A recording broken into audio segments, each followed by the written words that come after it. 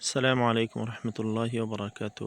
আলহামদুলিল্লাহ, আমি এখন দাঁড়িয়ে আছি আমাদের ফেনী জেলা পরশুরাম উপজেলা পশ্চিমলকা গ্রামে, যেখানে 2024 সালে বন্যা কবলিত এলাকা, যে প্লাবনের কারণে পুরা ফেনী, কুমিল্লা, নোয়াখালী সহ বিভিন্ন অঞ্চল প্লাবিত হয়েছিল। যে বন্যায় পুরা বাংলাদেশ সহ বিশ্বের মানুষকে নাড়িয়ে দিয়েছিল। মানুষের কষ্ট, দুঃখ, দুর্দশা, সেই জায়গাতেই দাঁড়িয়ে আছি। সবচেয়ে আশ্চর্যজনক কথা হলেও সত্য, এই যেই বন্যা হয়েছিল, যেই বেড়িবাঁধটা ভেঙেছিল, ওই বেড়িবাঁধের পাশেই আমাদের বাড়ি। এই যে এখন নদীর পানি, মরে আছে নদী, তেমন কোনো পানি নেই। এই বেড়িবাঁধটা মেরামত করা হয়েছে এইভাবেই, এই যে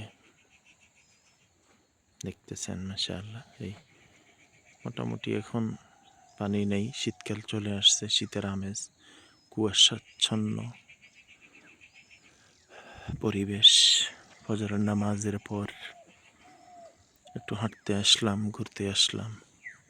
ওই যে কবরস্থান দেখা যাচ্ছে। আলহামদুলিল্লাহ, এই বন্যা অনেক কিছু শিক্ষা দিয়ে গেছে আমাদেরকে। সুন্দর একটা পরিবেশ, সকাল সকাল আলহামদুলিল্লাহ। নিঃশ্বাসটা মোনাফেক মুক্ত নিঃশ্বাস, নিঃশ্বাসটা দূষিত মুক্ত, বাতাসটা আলহামদুলিল্লাহ।